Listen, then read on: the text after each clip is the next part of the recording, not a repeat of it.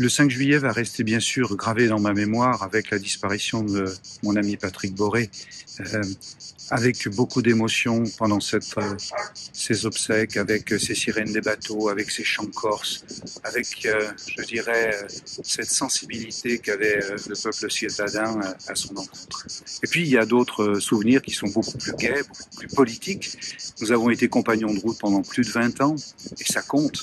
Le premier de mes souvenirs, c'est celui du 3 février 1999. Nous étions tous les deux dans la rue des Poilus à La Ciotat, et nous faisions campagne déjà parce que nous savions que nous avions été volés à l'élection législative et que nous préparions à combattre de nouveau. Et nous étions dans une petite échoppe, dans une petite boutique de textile avec deux charmantes dames, et mon téléphone sonne et c'est le secrétaire général du Conseil constitutionnel qui m'appelle et qui me dit voilà, nous avons décidé de casser l'élection, elle aura lieu le mois d'après. Je me suis retourné vers Patrick et je lui ai dit l'aventure continue. Et effectivement, elle a continué. Et la deuxième anecdote, c'est quelques années plus tard, fin 2020, début 2021, où je lui dis voilà, c'est toi qui vas conduire la liste pour les élections municipales. Et là, sidération. Vous savez, quand il se bloquait, souvent, il nous regardait avec un visage de marbre et il me dit mais Bernard, mais c'est pas possible. Il faut que ça soit toi qui conduise le combat. Moi, je me mets derrière toi. Je lui dis Patrick, c'est pas possible. Je suis atteint par le cumul des mandats, je suis député, je suis conseiller régional. C'est toi qui vas porter les espoirs de La Ciotat. On va faire ta campagne, je vais t'aider. Et je me suis retourné vers lui de nouveau et je lui ai dit c'est une nouvelle aventure. Et ce fut une nouvelle aventure. Et puis j'ai évidemment une somme d'anecdotes extraordinaires avec lui, mais vous comprendrez que je les garde aussi par devers moi. Patrick, c'était un homme bon, c'était une belle âme, on peut dire cela. Et tous les Ciotadens et les Ciotadins l'ont reconnu. C'est ce qui compte et c'est ce qui restera gravé dans nos mémoires.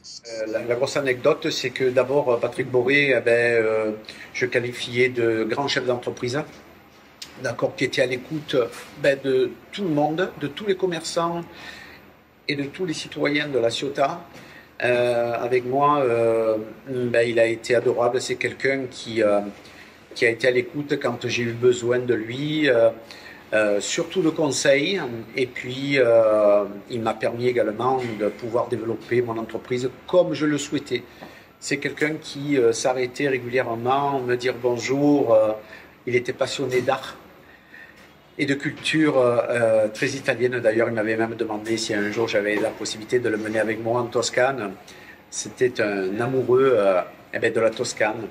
Mais je le regrette, je le regrette sincèrement. C'est quelqu'un qui nous manque énormément parce qu'il a énormément fait pour la ville de La Ciotat. C'est la décision de vouloir refaire complètement le port, le vieux port de La Ciotat ou le port vieux, comme l'on veut, et c'est vrai qu'il nous a rendu un grand service, parce qu'un grand développement de notre travail, et que vous dire d'autre, un grand monsieur monsieur, pour moi.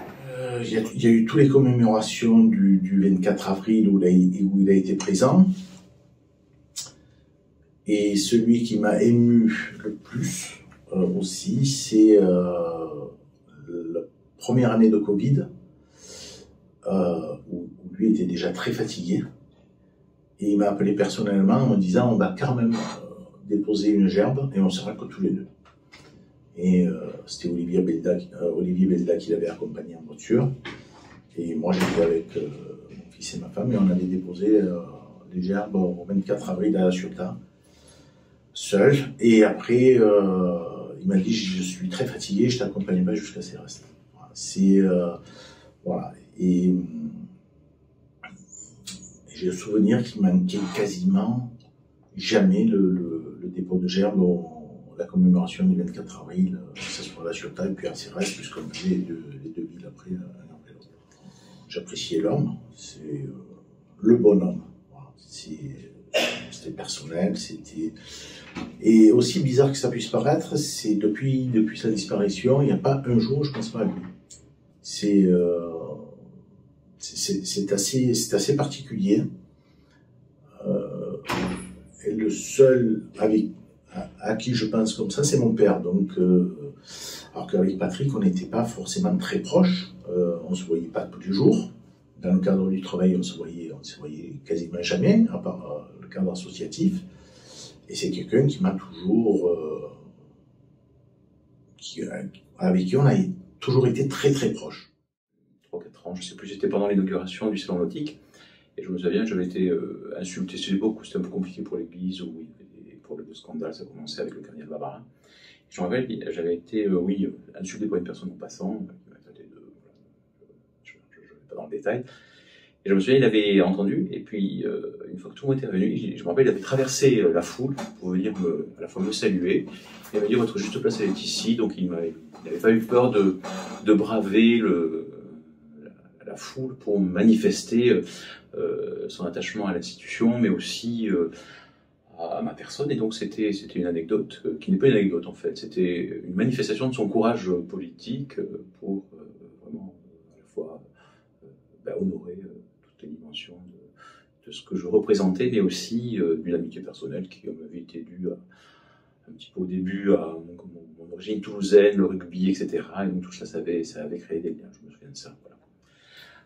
Alors c'est son soutien par rapport à l'institution ecclésiale, c'est-à-dire il avait conscience qu'elle jouait un rôle social, voilà, et donc c'est la raison pour laquelle tout de suite, quand nous sommes venus lui proposer un projet concernant le patronage, ça entrait dans une dynamique plus globale de la ville, et bien tout de suite il a compris l'intérêt de relancer ce patronage qui ne fonctionnait plus depuis les années 90, on va dire ça comme ça.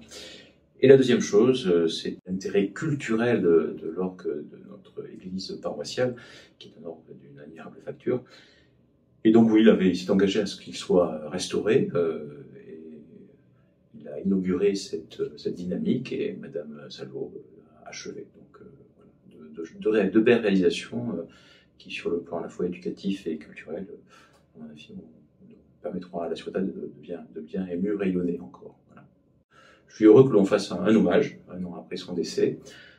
Je l'ai vraiment rencontré, je l'ai un petit peu suivi dans ces derniers jours, et ça a été des moments aussi d'une belle intensité spirituelle. Voilà.